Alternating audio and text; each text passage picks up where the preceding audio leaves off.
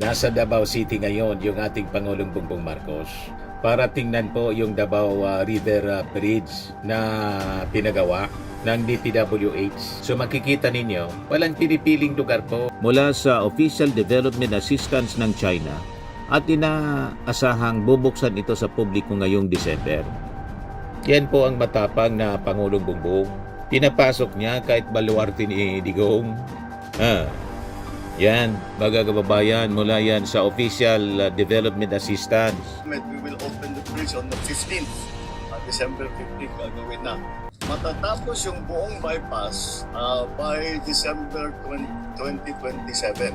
So tuloy tapos na lahat. Tagal pa pala, buong bypass. Ito ay nagsimula, na-approve ito noong July ng 2022. Nagbabagang mga balita at pagtalakay sa mga isyu ng lipunan. Pulsa, opinyon, banat at paglalantad sa katotohanan. Pulsa, what you see is what you get.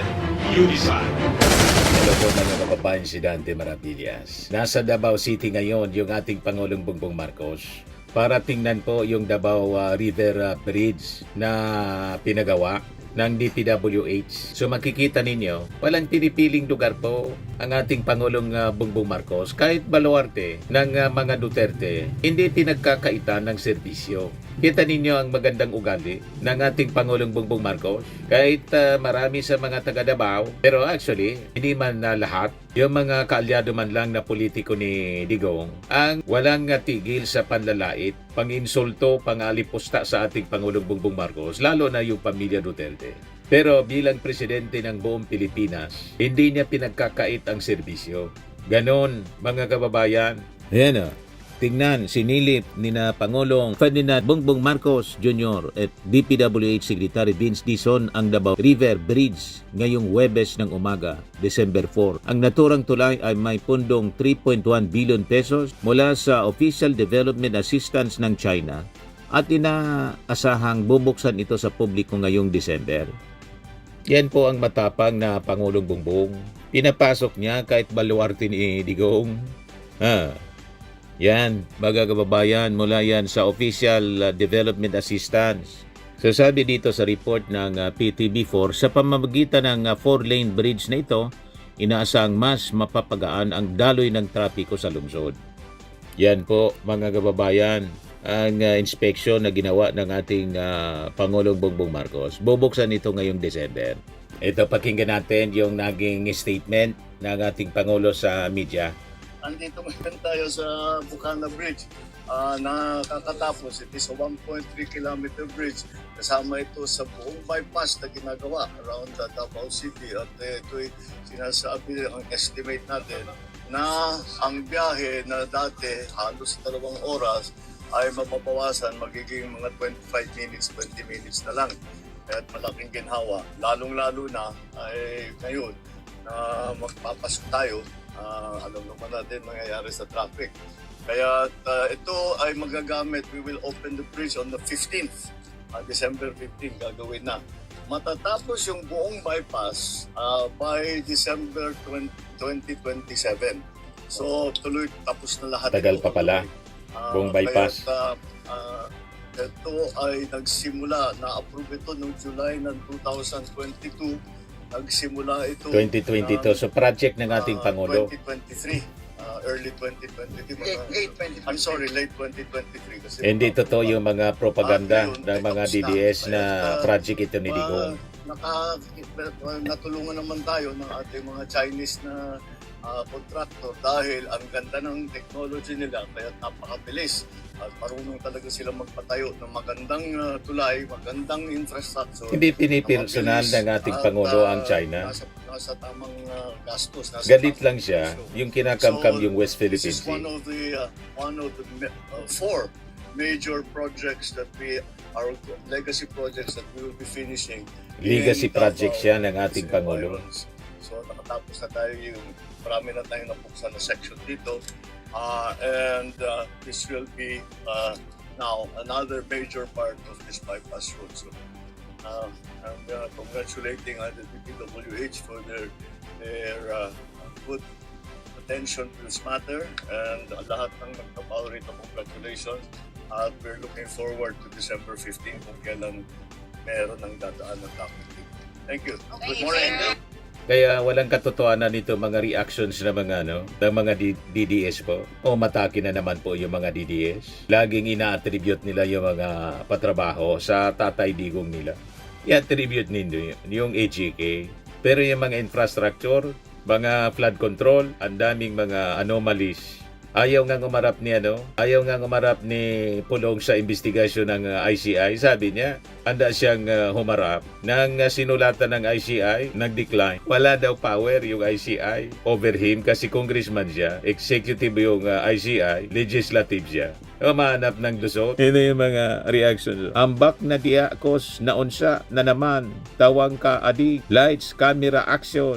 Hindi man maintindihan yung alatado na mga trolls. Yan ang galing. Sabi ni Matias Jr. Rani. Marcos, Secretary Dizon, wala tayong makitang anomalya sa project nito ni Digong. Talagang pulido. Hindi po project ni Digong yan. Project ng ating Pangulo. July 2022. Sinimulan yung implementation. Hindi project ni Digong. Sabi ni Bernardo Aldana Jr., more quality bridges pa sana. If may ganitong quality, how much more sa billions funds for 2026, hoping everything will be put into proper and honest project implementation. Sabi ni Karen Butch, okay lang yan, he is president. Malay mo, ma-inspired siya sa mga good achievements sa Davao area. Just let him be. Tsaka napagkasunduan yata nila ni tatay noon na kung ano nasimulan, ipagpapatuloy ang build projects ni FRRD. Ganon naman talaga po ang dapat ginagawa ng mga presidente. Kung ano nasimula ng nauna, alangan man pag may bagong presidente, yung mga nasimulan ng mga previous presidents, ipapatibag niya tulad ng ginawa ni Cory noon. Yung mga napakagandang projects ng dating Pangulong Marcos Sr. hindi na itinuloy tulad ng Bataan Nuclear Power Plant. Ang dami mga projects po. Hindi na tinuloy sa galit ni Cory Aquino ng mga dilawan sa dating Pangulo Marcos Sr. So ano nangyari sa ating bansa? Ito na po tayo. Nagsisimulang muli. Kinontrol ng mga dilawan ang ating pamahalaan for the past 30 years. Wala po. Ito tayo. Pagkatapos ngayon, nakabalik yung ating Pangulong Bongbong, yung Marcos po nakabalik. Gusto nilang palitan agad. Ayaw nang patapusin. Kasi napapahiya sila po. Tumalabas yung mga dilawang leader, presidente, lahat inutil. Pati sa paglaban sa korupsyon. Mga kababayan, inutil. Nakikita ninyo? Ang ating Pangulong Bongbong Marcos lang ang lumalaban sa korupsyon na ganito kaseryoso. This magnitude mga kababayan. Gusto nilang siraan. Pati yung ICI gusto nilang siraan po. Nakikita ninyo mga ugali niyan. Wag kayong nakikinig sa kanilang mga istorya. Ang kwento nila, lahat pang sariling interes. Siraan yung Marcos para makabalik sila sa poder, sa posisyon. Pag nawala yung ating Pangulong Bongbong, pag take over nila, magpipiesta uli sila sa korupsyon. Kaya gusto nilang tanggalin yung ating Pangulo. Ngayon na. Hindi man po magtagumpay kasi yung armed forces solid sa ating Pangulo. At wala silang support sa Amerika. Alam naman nila na hindi sila susuportahan ng Amerika kasi pro-China sila. Kahit si Cory, ang mga kaalyado ni Cory, mga Chinese businessmen, di ba? Tapos, si Cardinal Sin, Chinese din. Si Cory Aquino, Chinese blood. Nakita ninyo? Tapos pinalayas yung Amerika. Pagpalayas sa Amerika, umabante yung China. Ito na tayo ngayon. Punong-puno tayo ng problema. Ang may kagagawan po, yung mga kaalyado ng China na mga naging leader ng ating bansa. Yan ang totoong kwento, mga kababayan. Tingnan ninyo ito mga post ng kanilang mga kaalyadong politiko. Kung gaano sila kating-kati mga kababayan na tumik-over sa gobyerno. Yan post ng Ang Balita Ngayon. Ilalaglag ka na, sabi rito. Ito ang babala ni dating Negros Oriental Representative Jacinto Jing Paras sa kanyang kaibigan na si dating House Speaker Martin Romualdez kaugnay ng umano'y isinusulong ng administrasyon na pagsasakripisyo sa kanya upang maligtas si Pangulong Ferdinand Marcos Jr. sa lumalaking iskandalo sa mga flood control projects. Divide and conquer yung strategy nila, ginagatungan nila, pinag-aaway yung ating Pangulo, tapos si Martin, ilalaglag na daw. Ganon ka katindi. Mga kababayan sila magawa-gawa ng kwento. Sa panayam ng Billionaire News Channel sa programang At the Forefront, iginit ni Paras na si Romualdez umano ang itinutulak na maging fall guy upang makapwesto si Marcos bilang whistleblower sa kaso. Matindi magtay-tay ng kwento. Fertile imagination. Gagawa-gawa sila ng senaryo para pag-awayin yung ating Pangulo at si Martin. Divide and conquer po ang strategy nila. Ginagamit nila ito para maging katanggap-tanggap na si Marcos ay maging whistleblower. Kailangan nilang isakripisyo si Martin, sabi ni Paras. Ayon sa kanya, personal na niyang binalaan ang kanyang kaibigan tungkol sa umano'y nalalapit na paglaglag sa kanya dito. Nauna nang nirekomenda ng Independent Commission sa Office of the Ombudsman ang pagsasampa ng kasong plunder at graft laban kina Romualdez at dating Ako Bicol Party List Saldico, kaugnay ng umano'y anomalya sa mga flood control project. Fake news si Paras. Walang inirekomendang kaso laban kay kay Saldico mayroon. Pero kay Martin Romualdez walang inirekomendang kaso, plunder. Kay Martin po, sabi ng ICI, wala silang adverse findings. Referral man po lang ngayon nangyari. Wala pong adverse findings or guilt laban sa dating speaker na nakita yung ICI. Yan po, malinaw. Fake news po si Paras. ICI, no finding of guilt versus Romualdez in ombudsman referral. Nirefer lang po yung findings. Walang kasong plunder na nirekomenda. Kaya mali ito po na sinasabi. Nauna nang inirekomenda ng ICI ang pagsasampa ng kasong plunder at graft kina Romualdez at Saldico. Ganon sila. Napakahilig nila magtay-tay ng kwento. Magpakalat ng fake news. Kaya dapat po, lagi tayong nakabantay sa mga kasinungalingan nila para immediately naitama natin, mabasag natin yung kanilang mga kasinungalingan. Tulad ng mga pinapakalat ni Kiko Barsaga at mga kaalyado nila. Ito pa ipakita ko sa inyo. Yan mga pinapakalat na mga supporters ng Duterte. Yan o, Pag-asa ng Bayan. Sinuspindi ni PBBM si Congressman Kiko Barsaga. Hindi na siya congressman ngayon. Another injustice na naman to. Anong hindi? Sinuspindi lang. Hindi man tinanggal bilang congressman. Paano hindi na congressman? Sinuspindi lang 60 days at hindi po si PBBM ang nagsuspend, kundi yung Ethics Committee ng Congress. Kita ninyo kung paano sila magpakalat ng fake news? Hindi po nakatiis si Attorney Carlo Ibanez, yung rockstar attorney. Sabi niya, dami talagang nagkakalat ng fake news. Nakakapikon. Congress ang nagsuspend kay Barsaga, hindi ang presidente. Walang power ang president mag-suspend ng congressman. Ang ibig sabihin ng suspended, pansamantalang hindi makaka-attend ng sesyon si Barsaga at wala siyang sweldo. Pero congressman pa din siya. Unfortunately, let us be vigilant against fake news. Matindi po yung mga pagpapakalat nila ng fake news. Di ba? At ang nakakalungkot, maraming naniniwala sa mga followers nila. Ito naman, si Greco Belica, abogado to, isa pa to. Ano sabi niya sa post niya kahapon? Di ako magugulat kung patutumba nila si Kiko Barsaga para patahimikin. Bantayan nyo, nagmaigi yan. Dahil pag may nangyari dyan, kayo ang sisisihin. Pinapalabas na papapatay ng Marcos administration si Kiko Barsaga. Wala mang ganun pong records ng pa-EJK, tukhang-tukhang ang ating Pangulong Bongbong Marcos. Binabaliktad ninyo yung gawain ng previous administration kung saan kayo naglingkod na mahilig sa tukhang EJK, iaakusa ninyo sa ating Pangulong Bongbong. You see? Baka kampo ninyo ang magpatumba para isisi sa Marcos administration. Yun ang ina-mindset sa atin mismo ni Kiko Barsaga. Gustong matulad kay Dr. Jose Rizal. Yan ang sinasabi niya. Ayan, assuming si Kiko Barsaga, sabi niya, President Marcos Jr. will not be removed until something more drastic happen. And my death may be the catalyst of that revolution. Gustong matulad kay Dr. Jose Rizal at saka kay Ninoy Aquino.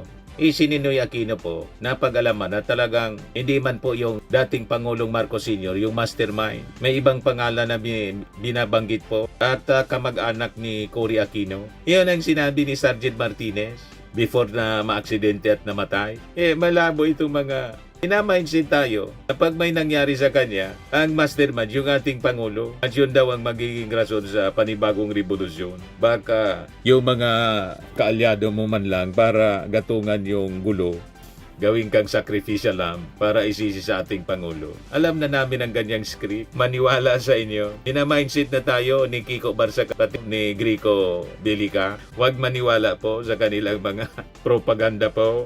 Ito pa, dinakalat ni Kiko Barsaga, salary increase for the armed forces is good for morale in times of war, but our economy would benefit more if the government invested the salary increase on our teachers instead. Sinupalpal ngayon ng nag-post nito. Barsaga nag-aasik ng gulo, sundalo at guro pinag-aaway. Yung sabi dito ng puso ni Bo, Congressman Barsaga, mali po ang framing ninyo at masama ang intensyon ng pagkukumpara na ginawa ninyo. Una, hindi lang armed forces ang sakop ng umentong ito, yung base pay ng sundalo. Kasama dito lahat ng military and uniform personnel, PNP, Bureau of Fire Protection, BGMP, Philippine Coast Guard, Armed Forces of the Philippines at iba pang frontline forces. Ginagawa mo niya parang kompetisyon, parang pag-aawayin ng dalawang sektor na parehong mahalaga sa bayan. Napakadelikado at napaka-irresponsabling mindset ng isang mambabatas na may kapangyarihan mag-influence ng publiko.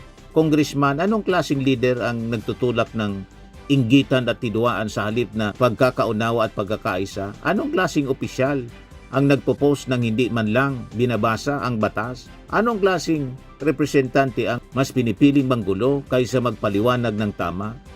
Bilang isang sundalo, ito lang po ang masasabi namin. Hindi naman kalaban ng mga guro, kalaban ninyo ang maling impormasyon. Hindi po kami ang nang-aaway, kayo po ang nanggagatong. At ang isang taong paulit-ulit na nagpapalaganap ng maling datos, maling framing at maling narrative para magkakagalit ng sektor, hindi po dapat nananatili sa posisyong ng representante ng bayan. O diba, sinupalpal ng isang sundalo. Yung mga teachers, may sarili din silang increase sa sweldo. Nanggagatong ng gulo itong si Kiko Barsaga, kaya dapat lang na sinuspindi ito. Tapos, pinapakalat nila, nagsuspindi yung ating Pangulo. Anong kinalaman sa suspension ni Kiko Barsaga ng ating Pangulo? Kasama ba siya sa Kongreso? Tapos ito si dating Congressman Paras, pinag-aaway yung ating Pangulo at saka si Martin Romualdez. Dividing conquer ang ginagawa nila. Yan sabi ni Paras. Binalaan din umano ni Paras si Romualdez na huwag basta sumalo ng sisi kung hindi siya ang tunay na utak ng operasyon. Paubos ng oras mo, mas mabuti pang ituro mo na si Marcos bilang mastermind at makipagtulungan ka kay Saldico dahil ikaw lang ang isasakripisyo, makakalaya ang mastermind. Ganon sila mga kababayang kadesperado para iupo si Sara Duterte. Papag-awayin nila yung mga kalyado ng ating Pangulo. Yung magpinsan gustong pag-awayin, pinapalabas, nilalaglag ng ating Pangulo si Martin Romualdez. Unang-una po, kayang-kayang idepensa ni Martin yung sarili niya. Abogado yon, hindi ordinaryong abogado, bright. Wala man pong nakitaan na ebidensya yung ICI. Kaya nga po, handa si Martin Romualdez na harapin yung ICI investigation, pati si Sandro. Ngayon, yung kalyado ninyong si Pulong ayaw humarap. Dinecline yung invitation ng ICI. Kung ano-anong rason ang sinasabi para makalusot sa investigasyon. Anyway, yun man lang po. Mga kababayan, ako po si Dante Maravillas. Bye-bye po. God bless. Firmax Firming and Lifting Cream, pinapahid po sa mga pulses in affected area. Mainam po sa paninigas ng mga kaso-kasuan.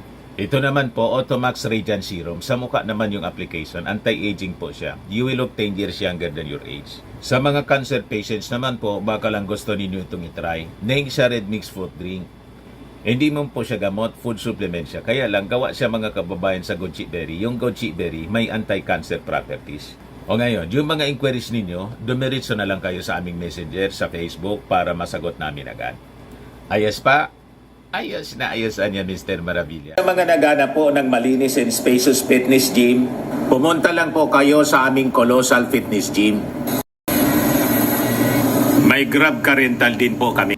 But anyway, ito po pala yung aming bagong product na binibenta online. I am worldwide amazing pure organic barley powdered drink mix from Australia. Negosyo to ng aking anak na architect entrepreneur Riz Maravillas. Ayan po. Kontakin na lang po ninyo siya, Riz Maravillas on Facebook. Ang mga health benefits niya, boost immunity, improves digestion, enhance energy levels, packed with antioxidants, prevent cancer. Ito naman po yung bago naming product na binibenta online. Eye Glow Serum, whitening po siya. Tingnan ninyo yung epekto sa aking anak na architect before and now. Yung mga inquiries po ninyo, dumiretso na lang kayo sa kanyang Facebook account, Riz Maravillas.